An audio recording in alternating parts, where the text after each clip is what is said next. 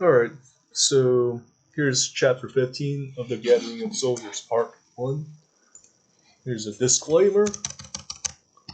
Zoom in, stay for 3 seconds, and boom. There you go, zoom right back in. And let's begin. Chapter 15 Planting a Seed of Prosperity. Captain Claus approached Thomas. Hey, Thomas, where are half of my guys? Thomas looked at Captain Claus. I told them to remain at the fortress because Commander Cairo said we can't bring all of our members on our journey. They need to help the few fortress keepers oversee the fortress and take care of the kids who go there to do errands. They were standing at the dock while talking to each other. Their soldiers were standing around them and waiting for further orders. Well, that sucks. Captain Claus looked around at others. I was hoping that we all would go there. It's actually better with fewer guys because we're going to get on one of our small ships, and this task wouldn't require manual labor. Also, four of my guys aren't here, which makes us even, Thomas said. Then Thomas made everyone get on board with all the goods and tools they brought along for the journey. Halki Island is the one that's northwest from this harbor. If we just pass this peninsula, then it'll be easier for us to see, Thomas said to Apacius when the ship started sailing. I want you guys to go to the eastern coast, to the small wooden dock, Thomas said when they neared the island. Finally, the soldiers docked and waited for further orders. What now? Officer Kai said. Captain Claus and I will take a short while to ask the villagers regarding the whereabouts of Coppermine. Thomas quickly got off the ship with Captain Claus. They came back sometime later and seemed to have been running around. Guys, quickly, set sail again, and we need to get to the southwestern coast of this island. Thomas was breathing heavily. We should dock inside the circular bay first. When they finally docked at the circular bay, Thomas rushed everyone out and led the way into the trees. It wasn't until a long while after that they saw something unlike their surroundings. What? A church? Thomas said in disbelief. Thomas? That's a monastery, one of the places where we get our herbs from. And I guess that's the one, said to clarify. Why is it here then? We need to set up a copper mine here somewhere. Let's get them talking. Thomas raged and rushed to the monastery. The soldiers followed him and later caught up to him when he was banging on the door. Someone in here? We need to talk, Thomas shouted. Soon a startled old monk opened the door. The monk gazed at Thomas. Is something the matter? Thomas quickly calmed himself down. Yes, we are searching for a copper mine. The villagers said that it's somewhere over here, so can you please show us? I'm pretty sure they're talking about that copper shore then. The monk stepped out and looked around. It's not far from here. It's on the southwestern corner of this island, with a small shore which is facing south. But you won't find anything worth looking, since there is nothing. Thomas flinched. What? There's no mining holes or any other signs of work? Monk scratched his head for a moment. Not that I know of. Why do you want to know it so badly? We want to start mining for copper there, Thomas said. You should check it out yourself then. It looks so obvious that you won't miss it. Therefore, the soldiers continued their march and came to the place that the monk had mentioned. When they got down to the base of the cliff, they were looking at the beach. Well, we could set up the mining base here. Then the makeshift dock at that beach. Captain Claus muttered to himself. Everyone could see that the two captains were really shocked due to their expectations regarding an abandoned mine to be seemingly so worthless. Therefore, they went about their ways to leave Thomas and Captain Claus alone.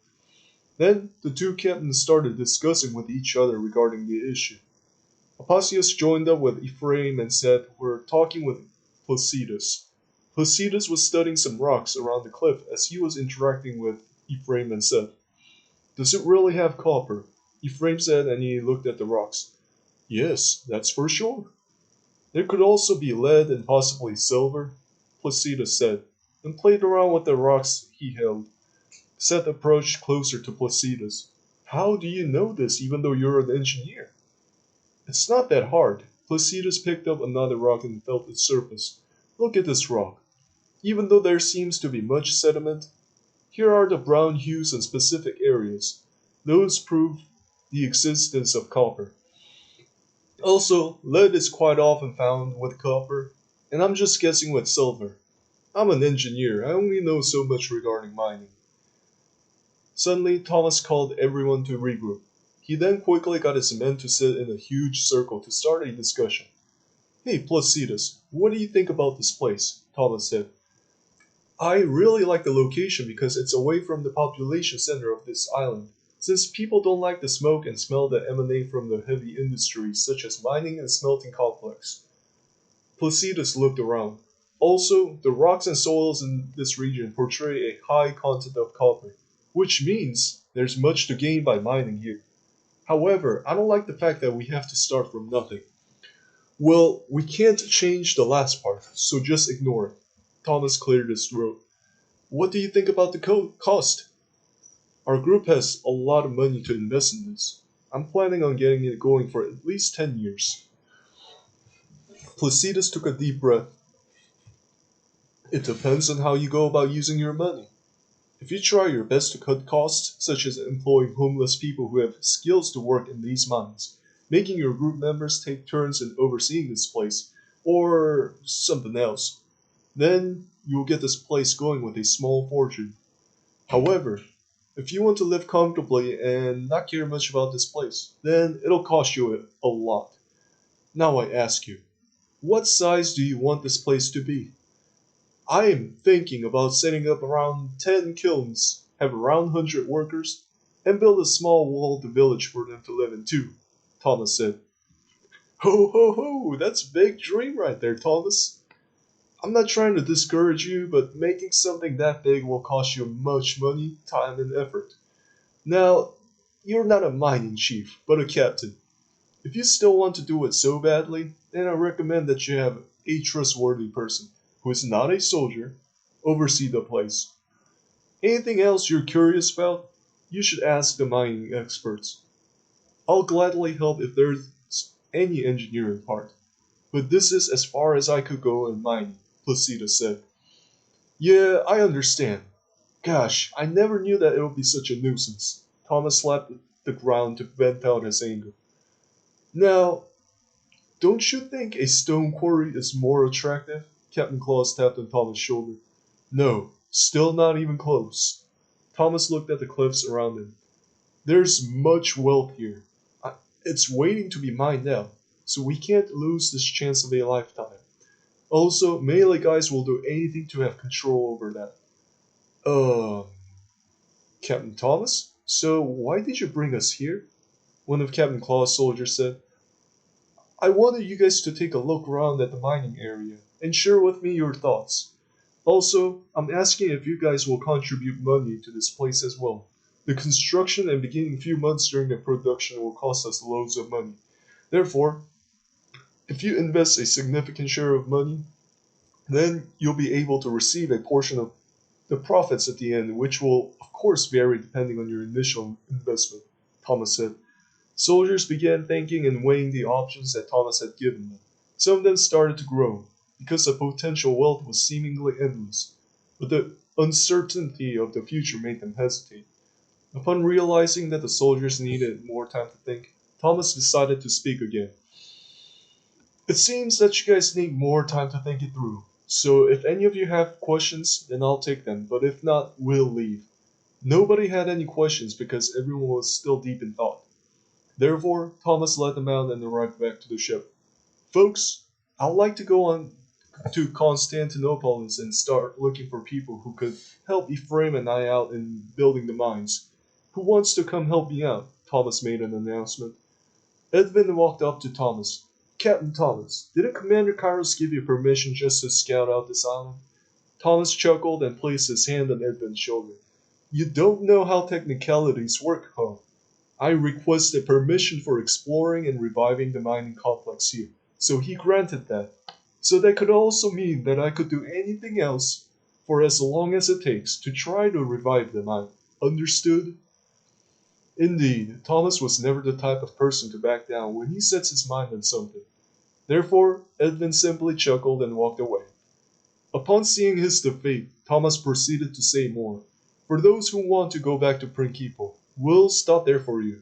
But if some of you are coming with me, then we'll head over to Constantinopolis. So raise your hands if you're coming with me. By this time, Apacius was getting very excited to see if the mining complex could be built for them to share profits. He was confident that Thomas could have some accomplishments in Constantinopolis, so he raised his hand. When Thomas took a look at the soldiers again, he saw that Placidus, Ephraim, Seth, and Apacius had raised their hands. Oh, hey, my group buddies and Placidus. Let's go then. Thomas started walking away. They arrived back to Principe Harbor in no time, and the whole group each went to their respective places. When Thomas' group was about to set sail, Ephraim suddenly approached Thomas. Hey, Thomas, we need to refill the pitch barrels. Thomas looked at Ephraim for a while. Are we out of them already? Yeah, it's because we didn't buy much last time, Ephraim said. Then they took some time going onto the large cargo ship, got into the stern castle, and later came back with a cart and 2 large barrels. Thomas decided that he would check them before they sailed out. Interesting. Thomas gazed at the emptiness of the barrel.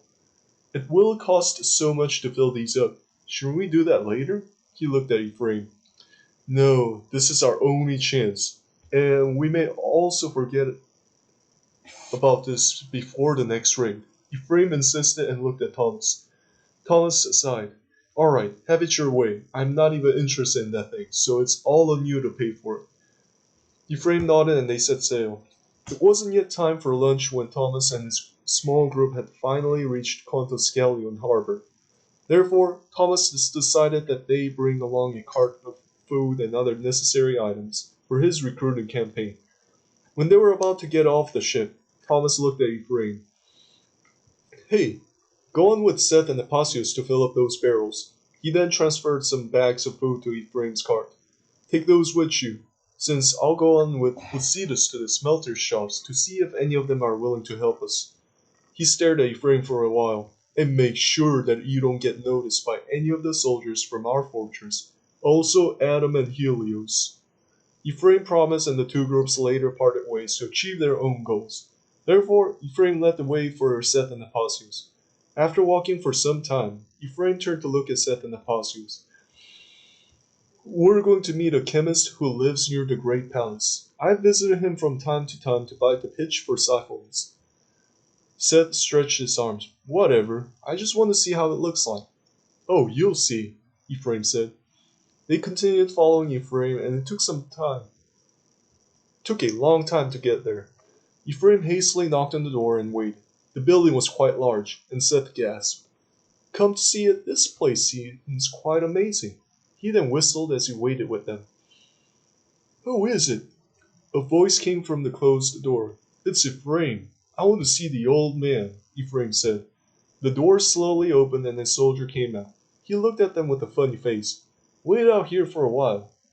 I'll go see if he knows you. He then closed the door. He waited for another long while, and finally an old man with a long white beard and a bald head came out. He then looked up to see Ephraim and chuckled. Ah, isn't it you, Ephraim? Welcome back. Good to see you again.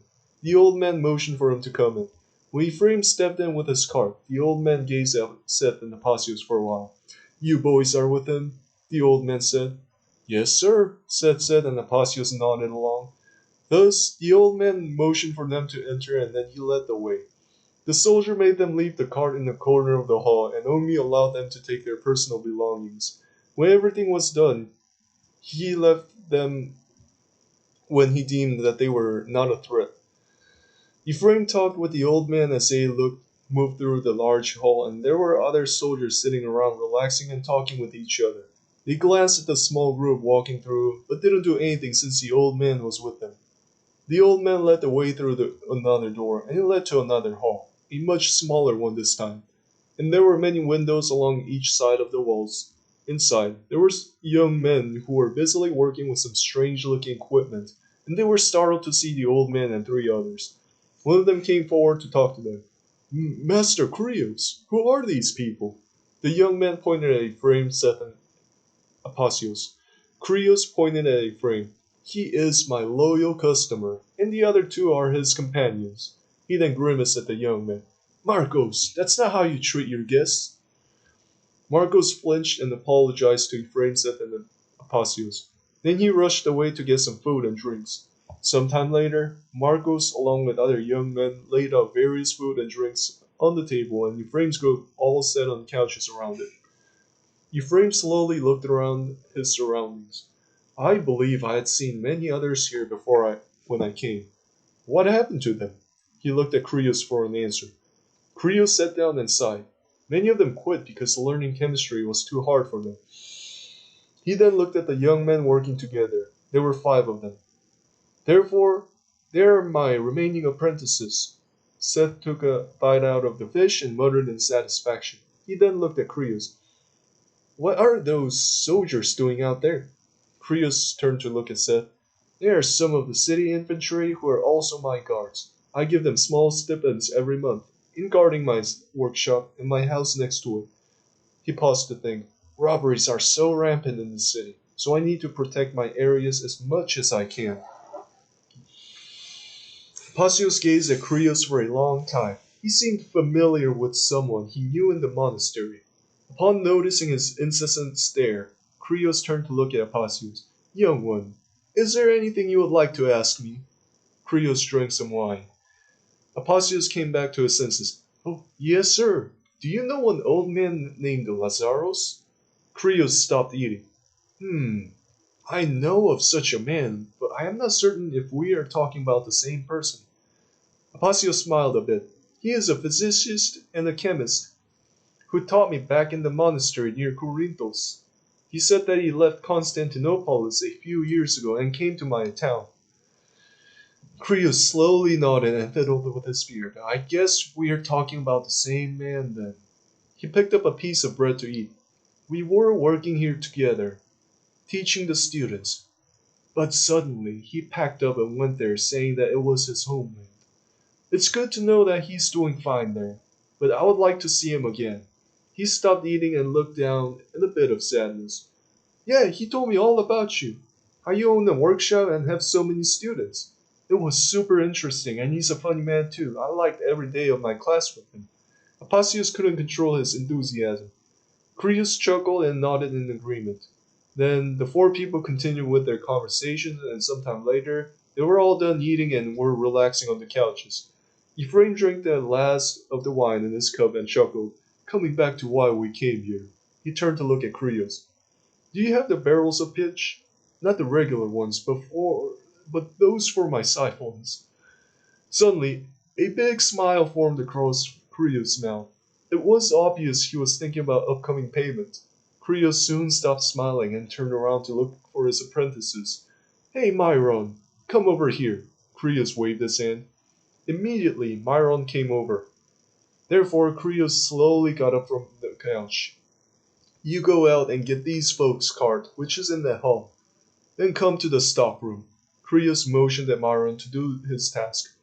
After that, they went to the stockroom and Krios slowly opened the barrels to inspect their contents. Then Ephraim inspected it along with Krios. How many are you willing to buy? Krios glanced at Ephraim. 2 barrels, Ephraim said. Just 2 barrels. That's it. Why not 2 more? Krios raised his eyebrows. No, sir, 2 is enough. Ephraim held his ground. He didn't feel like giving in to salesmen's tricks. Krios took a deep sigh. I thought I have seen your lord the other day sauntering around, enjoying the fresh air. He paused for a while to sense Ephraim's nervousness. It also seemed like he's here recruiting folks. So I suppose you would surely need more of those things. What do you think? Ephraim was caught off guard, so he had no response to Krios. Krios smirked a bit. Increase in soldiers will definitely mean an increase in raiding expeditions you guys partake in. He then calmly looked at Ephraim. Come on, Ephraim. You surely have enough money to buy 4 barrels. Krios, my cart is too small to take 4 barrels. Maybe I can take 3, but definitely not 4, Ephraim said. Krios was about to say something, but Myron entered the room with Ephraim's card.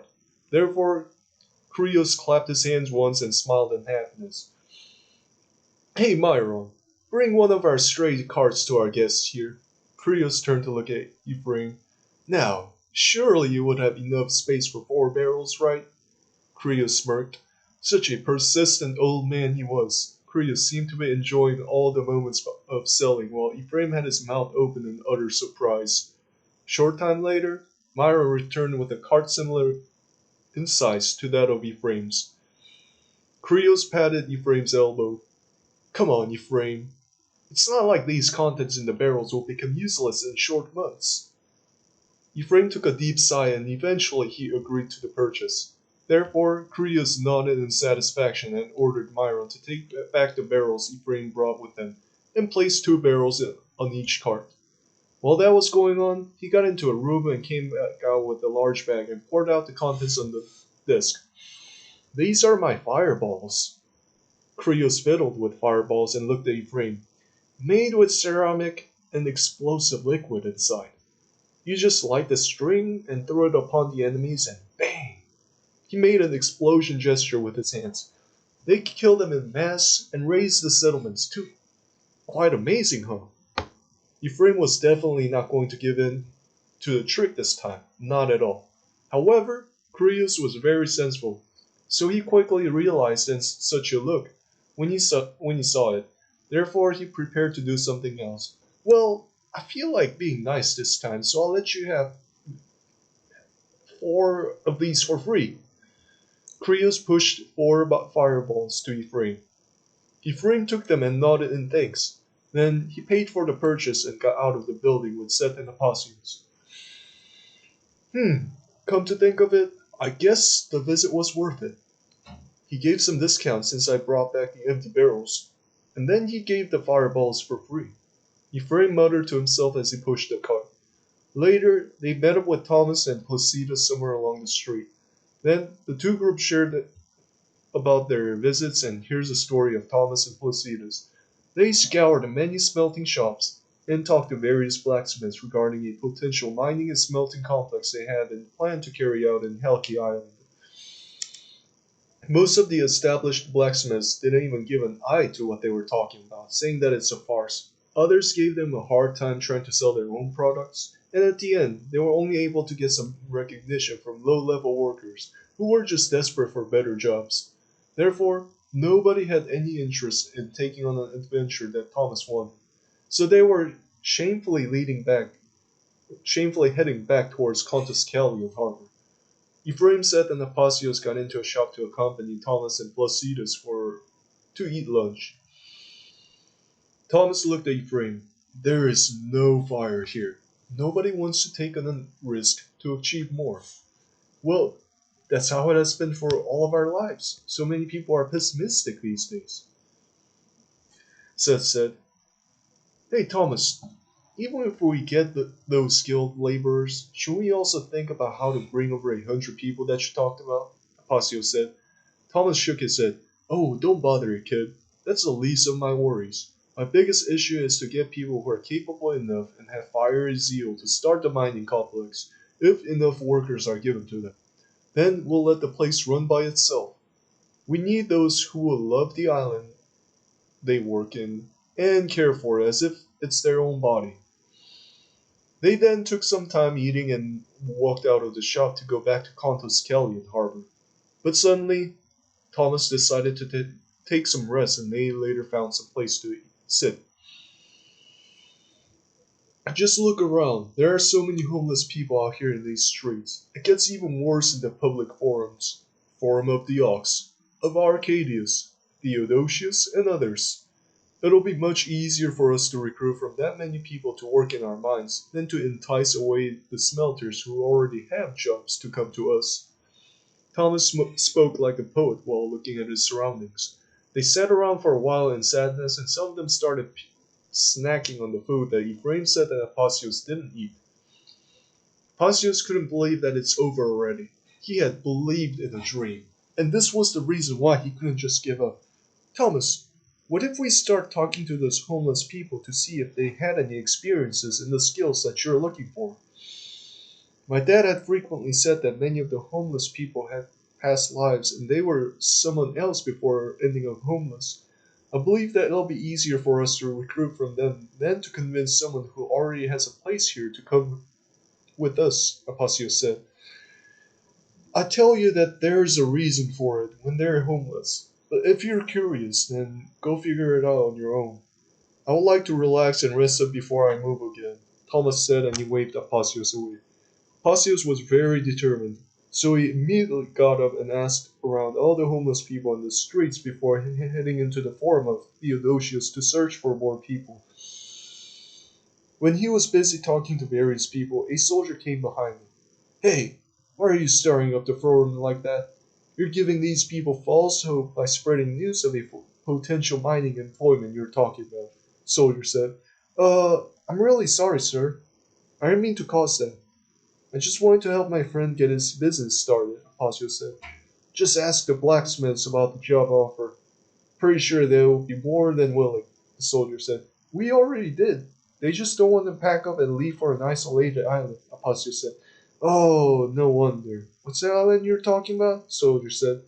Halki Island, Apacio said. The soldier chuckled. Yeah, you won't get any of the skilled people to go there. Just keep on walking around the streets and talk to others. Heck, you may find someone who really has skills.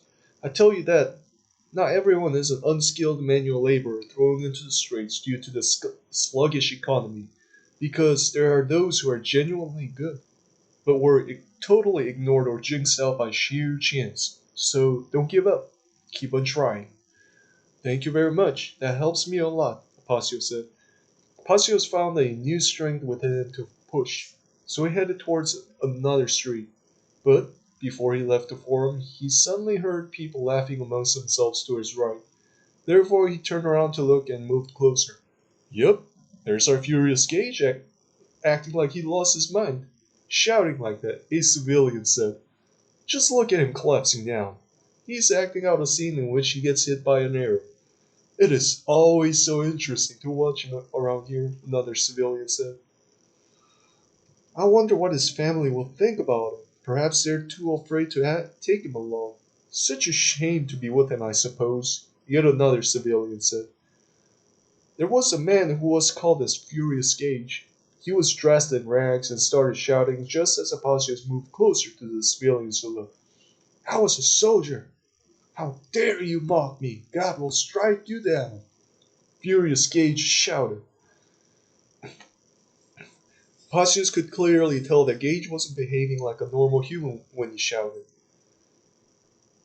When he shouted, he wasn't even shouting at people directly in front of him, but all over the place, including the buildings that were around him. A long time passed before the civilians had cleared out, and it was just Apacios standing there looking at the man. The man didn't say anything, nor did he seem to recognize Apacios' presence. Therefore, out of curiosity, Apacios decided to approach him. What happened to you? Apacios waved at Furious Gage. Furious Gage suddenly straightened himself and looked at Apacios. Oh, what did you say? What happened to you? Why are you shouting all over the place in this forum corner? Apacios said. Furious Gage flinched back. Oh, well, I just like acting, and I have so much time. So I'm just enjoying my day. How did you end up like this? I mean, homeless. Apacios lowered his voice when he said homeless. Furious Gage rubbed his beard. Well, I don't know. It just happened quite long ago that I forgot. People call you Furious Gage. Is that your real name? Apacios said. It's just Gage. They just added Furious in front of it. But you call me whatever you want to call me. Furious Gage said. Okay, I'll call you Gage then. My name is Apacios. And tell me, do you have any family members or relatives here? Apacios said. Not in this city. Furious Gage lifted up his shirt to wipe his face. His lower belly bulged out and it was hilarious for Apacios to see. Where do they live? Apacios looked around their surroundings. Gage started scratching his belly, and Apacios had a hard time holding himself from laughing. Ah, they live all over the place. One guy lives in Salimbria. My parents live somewhere in Morea. Others live in Mesembria. Pyrgos, and geez, I forgot somewhere else. Why don't you live with them? You could live with them and perhaps find work rather than walk around here as a homeless person. Pasius couldn't understand Gage. Yeah, that's exactly what they tell me. But I just love sauntering around here. There are many more things to see here in Constantinopolis than anywhere else. It's just more fun. One time my uncle literally forced me to live in his house and find work, but I escaped a week later because I just felt so cramped in there. Gage smiled like a child. Pasio sighed. You seem very confident compared to how you live. I am very confident because I'm the freest man in this whole world. Gage lifted his arms up to the sky. I walk around wherever I want to, eat whenever I can, and I beg here and there to get by with the money coming from the grace of God Almighty. I tell you, I can walk such great distances without stopping. Sometimes even I get surprised at my own capabilities. Pasio scratched his head because he was quite confused. If I may ask, how old are you? 30, Gage said. Pasius could see that Gage was much older than how he looked. Okay, so when you told me that there's a lot of fun here, what do you mean by that? Oh, you know what? I'll just stop it here. That's a nice cliffhanger.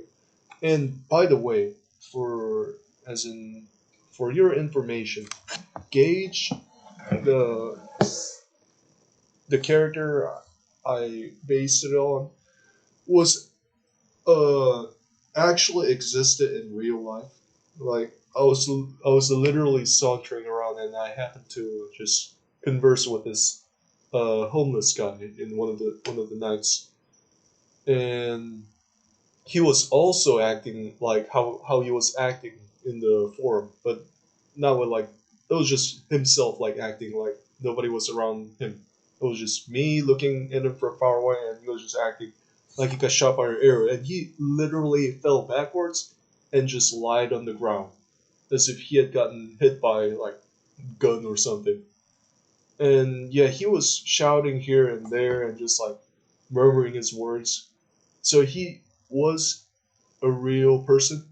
And on the next video, like when I actually do go over more of his life or the videos after that, I will tell you like more details about him. Alright, so thank you for watching and